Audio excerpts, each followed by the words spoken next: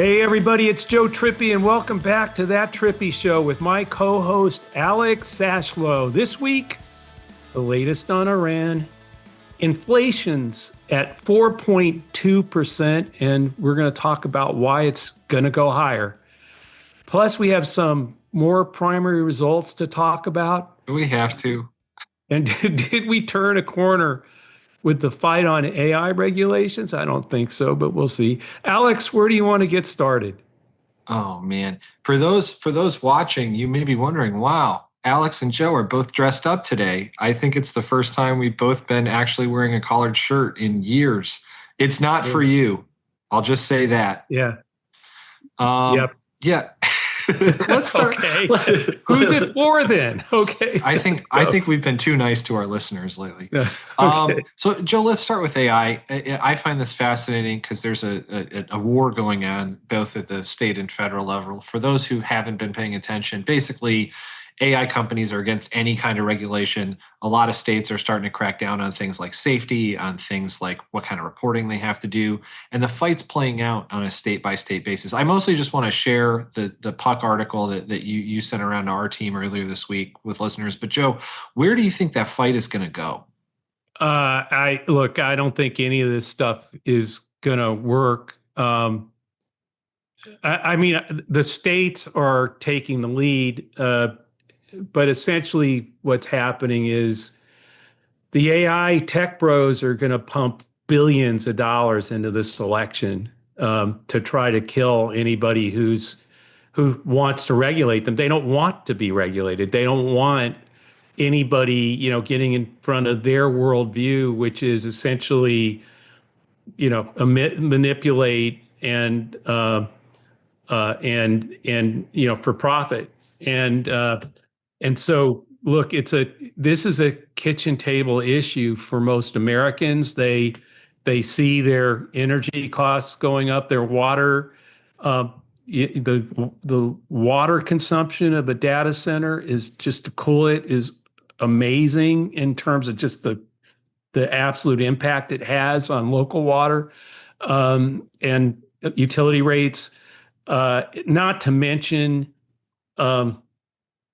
That whatever gets fed into teaching the large language model for it to learn, it's garbage in and can be garbage out. And at the same time, you've got issues where AI has literally been coaching people, young people, to commit suicide. I mean, urging them to do it. I mean, there's been those cases that are out there. So you look at who's trying to do like the Republicans, Trump and the Republicans have essentially, hard on the gas pedal, man. No guardrails, no nothing, because we got to compete with China is their excuse to let Wild West, anything rules, no regulation at all. And anytime someone pops up and tries to put guardrails on, the industry comes in, or Elon or somebody writes a $20 million check to attack that person and that candidate. So you're going to see, I just think the fight is more with us. It's Democrats and others who want accountability and safety.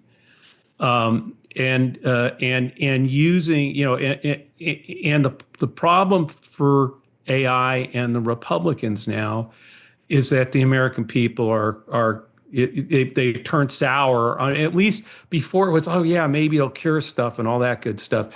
They're now realizing first of all, it's not clear any of the good stuff is going to happen. And there's a lot of bad impact locally. And so you're seeing, there's now AI resist list, which is a bunch of showing where it's being resisted, what the tactics were, and how all of us need to resist this, just the manipulation, the algorithms, the bots, and now AI, the fake stuff, all of it. And in the end, I think it's going to be us, not our our elected officials.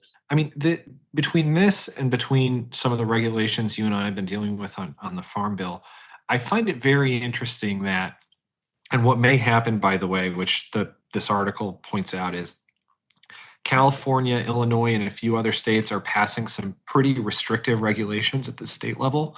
And there may be actually an effort on the national level from the AI companies to pass something weaker nationally to get ahead of the more stringent state laws.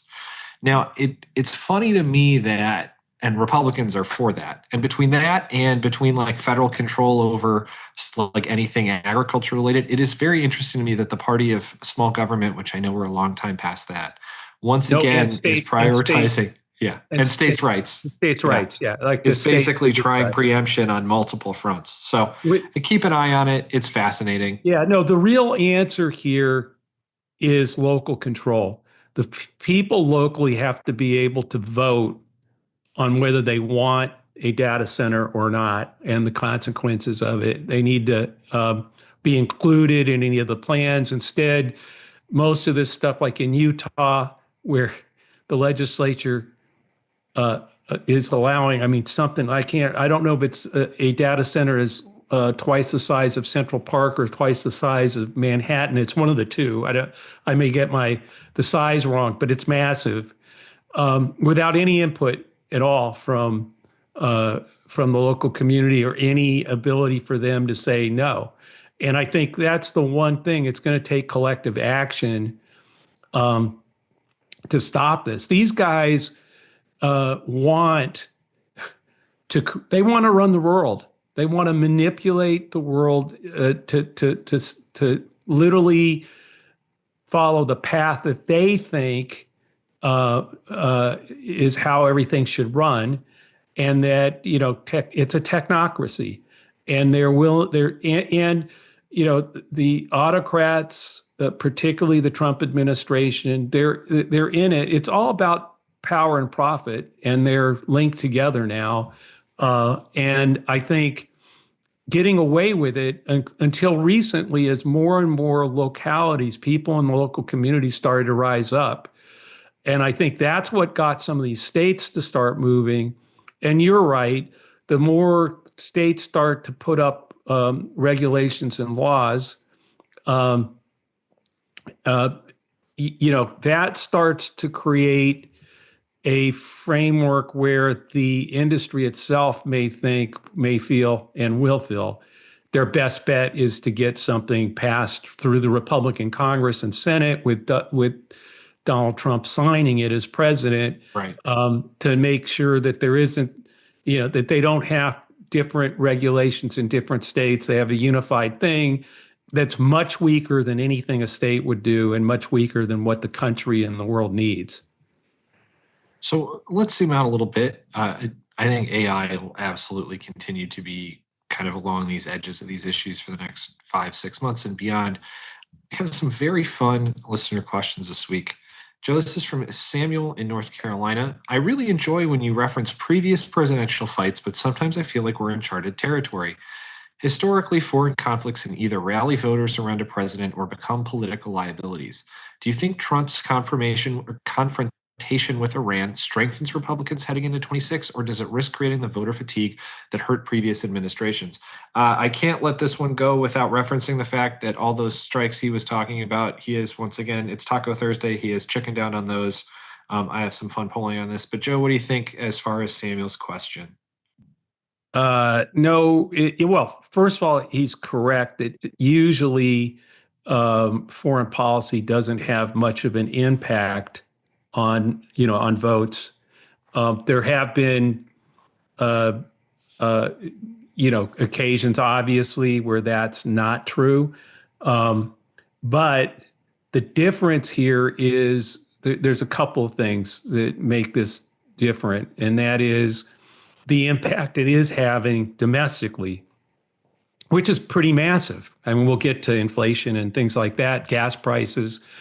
And so, this is one of the things where it's clearly driving. I mean, a lot of the things that were already driving the collapse of Trump's approval rating, tariffs, ICE, et cetera. They all were having an impact. But then when he went into this war of choice, it made all those things worse, right? I mean, it Right. made gas prices, grocery prices, everything. The whole reason he was elected was, hey, on day one, prices will go down. So what I'm saying is the impact of the war, aside from promising to no more forever wars and all those things, which turned out to be BS, because he's gotten us into something that's not going to get over in a matter of days, no matter how many times he says it. I think 37 times he said it's going to be over in day. The deal will happen, but the point is, this one matters. It's going to have it's already having a massive impact. The war is now 33 points underwater. And it's people are starting to realize that it's going to take a long time, not going to be over in days. That's the important part, is that as more Americans are realizing, like they're polling right now, how long do you think it's going to take? And some Right. people say it'll be over this week, it'll be over in a month. More and more people are saying it won't be over within a year. Right. And that And you is got, exactly tracking with this thing tanking. yeah, so you have 93% of Democrats, 76% of independents, even 32% of Republicans, and 22% of MAGA are against this war right now. Well, and more importantly, they're directly criticizing. They're saying Trump has not been effective in negotiating. Yeah, they don't think he's doing a good job of negotiating. Even 32% of Republicans, 22% of MAGA. Yeah, I'm sorry, they're not in opposition to the war necessarily, but with those groups, but more that, hey, he's not fixing this. He's not been effective at negotiating. Which, by the way, he's the big negotiator. He's a big deal maker, right? That's the whole reason That's they were why, for him. yeah, that's why Yeah. I flagged that one, which is like Yeah. the thing that so many, and again, you mentioned 52% of non-MAGA Republicans are criticizing as negotiating. That's a big number, because those are the people that would hold their nose and vote for him and Well, say, I don't really like him, but he's getting me the best deal, where he clearly is not. And well, they're starting to wake also, up to it. you and I keep talking about when you see the same number pop up over and over again with a specific group. So like when you see 76% of independents believe this, well, 76% I mean, he's down to like 22, 23% approval rating, in the 70s, high 60s, low 70s in disapproval with independents. And so, not surprisingly, 76% of independents don't think he's been effective negotiator.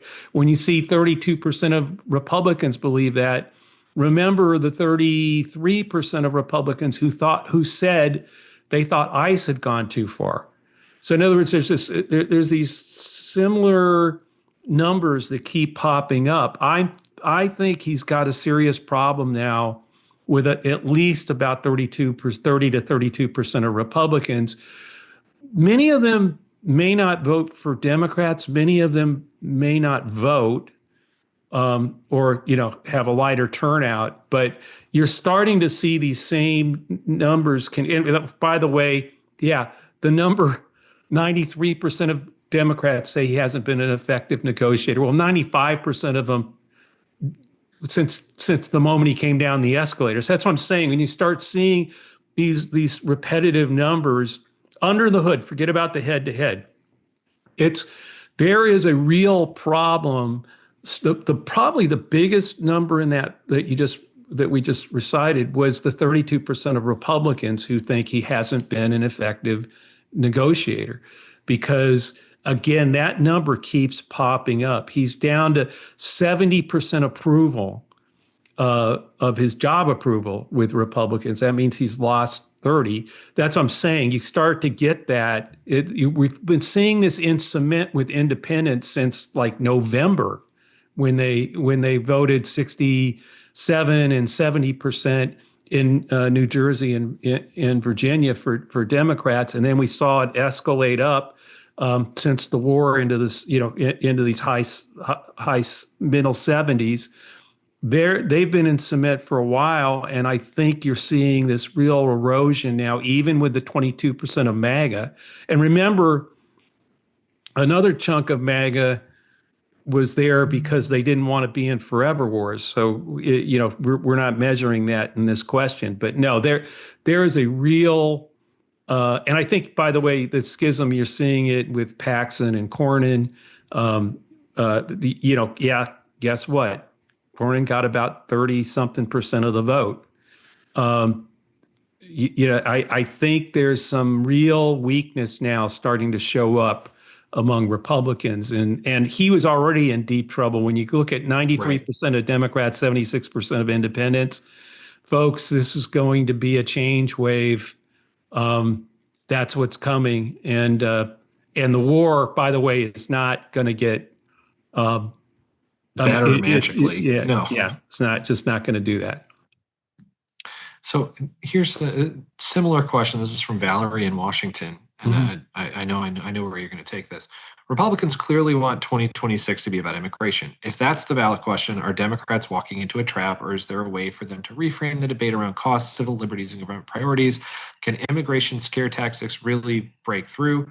Joe, my very quick take is I'm going to half agree and say, yeah, we don't want it to be about immigration, but also inflation's right there. Well, I mean, first of all, that's true. But first of all, he's not where he was on immigration. Even on immigration, he's underwater. He is.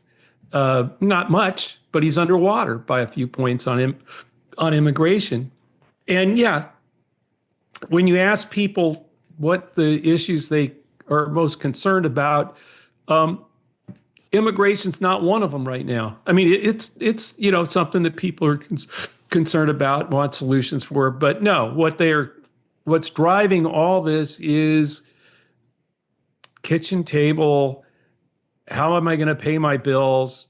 Gosh, every time I go to fill my tank, I can't afford it.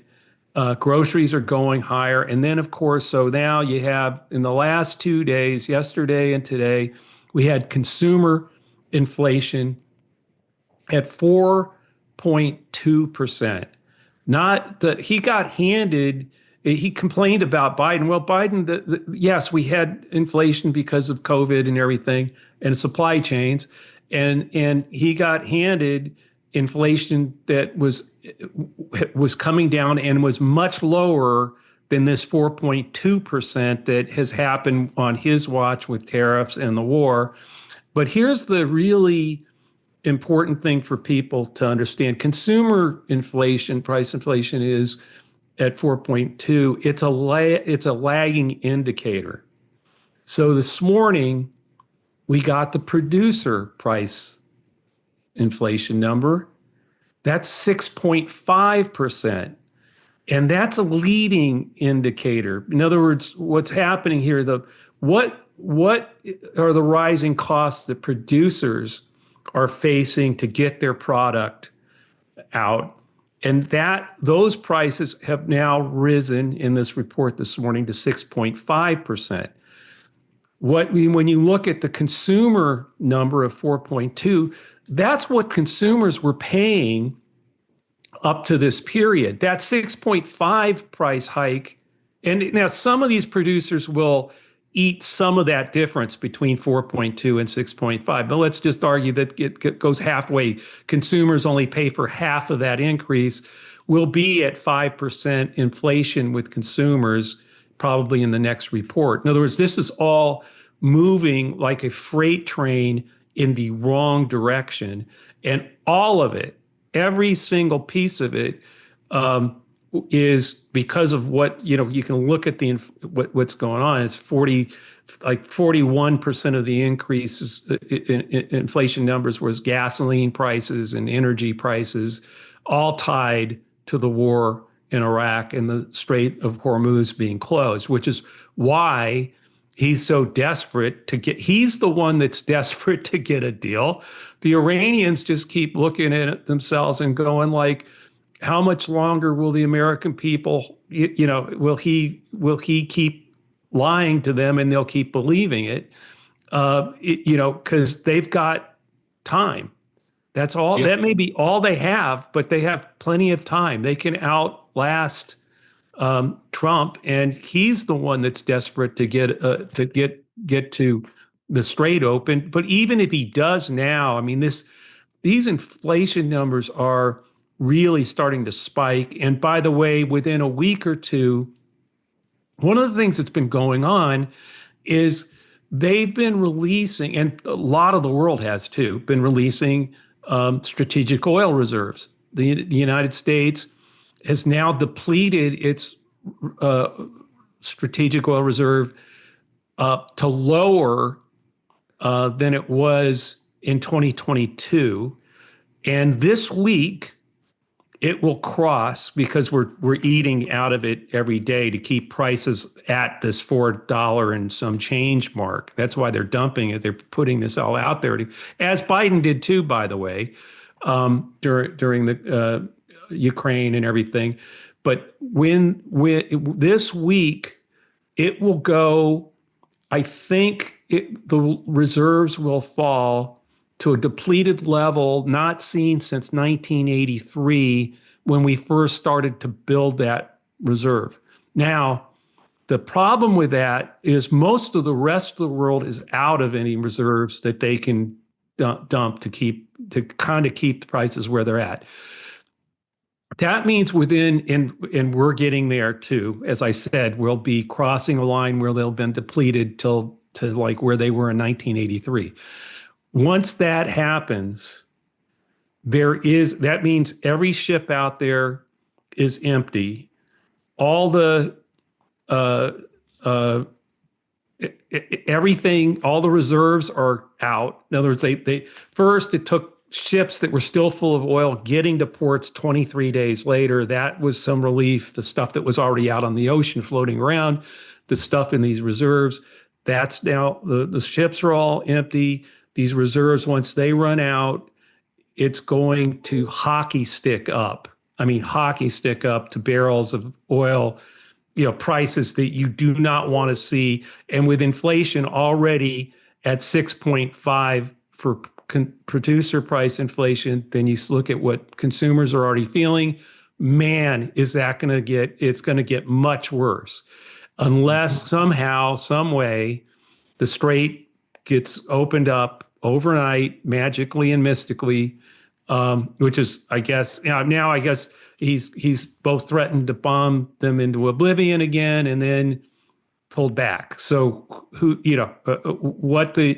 I don't see any way that all of the problems he's caused don't get much worse as the reserves get depleted further, and there's no way to pump more crude into the system. They're going to literally have to start shutting down refineries. And once that happens, you're talking years, because once you shut down a refinery, it doesn't, it doesn't magically restart. Yeah, it takes a long time to get it back up and running. And so no, we're really now on the edge of real. I mean, if as much as people believe they've been impacted now, wait. I mean, don't wait. Enjoy these low gas prices while you can, because this is the low right now, I think, for a while. So we got to end with this, Joe. We got more questions, I think, on Graham Plattner than we have ever gotten on just about anything. The one I'm going to pick is, I don't know what's worse, from Harrison in Maine, that Susan Collins may skate by or Senate Democrats have to live with Graham Plattner. Trippi, what's your take on this mess? It's pretty simple. Everything about this year, and we've been saying this for a while, is not a blue wave. It's not a partisan. It's really not. It's a change thing, and change is driving people's desire, whether it's because their bills are too high, because gas prices, whatever, because they think Trump's corrupt, whatever. I mean, it's a bunch of things now, that have happened, and they don't want the same old, and so forget about who Trump endorsed in Texas, Cornyn or Paxton. Cornyn was the U.S. Senator. Paxton was not. Guess what they did? Now it's going to be interesting because Paxton's been around a while. He wasn't in the Senate, so his party went that way, and Trump was there. But now you got Tallarico, who's new, with an attorney general who's corrupt and been by the Republican Party itself held basically said he was corrupt down there in the legislature. So what I'm saying is, so you go to Maine. And what was the first thing that happened? Well, the first thing was it was Susan Collins and the Washington Democratic establishment lining up around Governor Mills. And Governor Mills, great governor, you can get into the qualities that she had, the experience, et cetera. But everybody said, wait, we want something new, something different. We want change, and Mills was not that. And so Plattner is, and Susan isn't. So the people of this is why you have a democracy, right? They knew they heard all this stuff about him going into it, right? I mean, the Oppo file that they dumped on the guy. By the way, they're doing the same with Tallarico in Texas. Calling him Telefrico. He's turned it around by literally selling Telefrico merch to raise money for his. I would not suggest that Graham Plattner sell merch of his tattoo. I think that would be a mistake. No. But my point is, what's the thread that has run throughout the entire cycle is the energy is for change. And so that energy, like it or not, for all those detractors, whatever, is with Plattner, not with Susan Collins. That doesn't mean he can beat her, but I wouldn't count him out at all. This is not the normal cycle. This is not a cycle where people are paying attention to anything but, okay, he's not going to be the same old when he gets in there. By the way, and I would not discount that the real possibility, if you think about this, who are MAGA Republicans in Maine going to vote for? Susan Collins? Really? Do we really think that? Or could you see some of them saying, like, this Plattner guy, so it could be the weirdest coalition that we have ever. That's what I'm saying. There are shifting coalitions going on, and Plattner may be tapping into that in a way that now look. The other side of this too is you're one. And Fetterman shows this. Like one member of no one's going to be saying, "Oh, if we send Plattner there." Any crazy notion that he ever has a chance of getting passed, right? That's not going to happen. But he'll be an agitator, he'll be a disruptor, and damn it, I want one of those. Well, guess what? That's how Trump got there in the first place. So my point is, I'm not one of these people where the sky's falling and geez, we don't have a shot. Let's push that aside. Push Maine aside for a second. There are already 4 other states where the Democrats are ahead for the 4 pickups we need to win this to take the Senate majority. Ohio's one, Sherrod Brown's ahead there. Alaska. What are the other 2? Help me out here. Do you know? No. What, Iowa?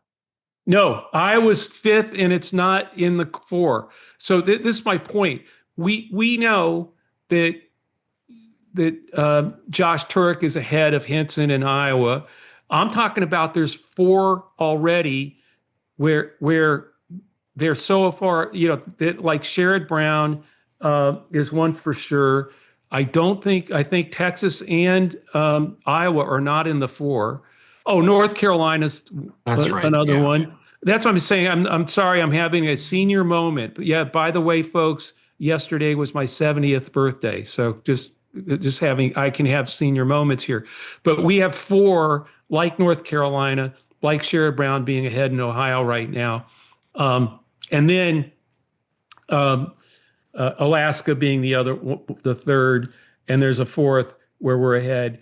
And my point is that none of those include places like Iowa, where we've been paying a lot of attention on this show, as you know, and where Josh Turek has a real shot and is in the lead there. And then we have Tellurico, and my personally, the other thing I keep saying is when you look at like Hyde Smith in Mississippi, she's under 50.